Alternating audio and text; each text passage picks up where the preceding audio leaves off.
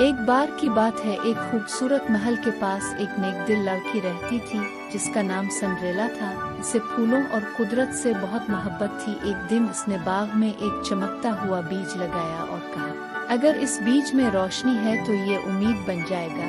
चंद दिनों बाद रंग बिरंगे परिंदे इसके गिर्द अलिफाने लगे। सिंड्रेला मुस्कुरा कर बोली, ये सब जादू इस उम्मीद का है जो हम दिल में रखते हैं।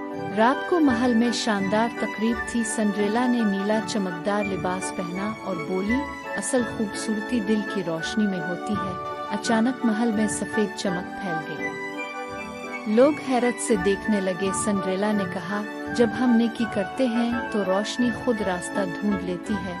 सुबह सूरज की सुनहरी किरणों में सब खुश थे और सिंड्रेला मुस्कुरा कर बोली, हर अंधेरे के बाद रोशनी जरूर आती है, बस यकीन रखो और नेकी फैलाओ।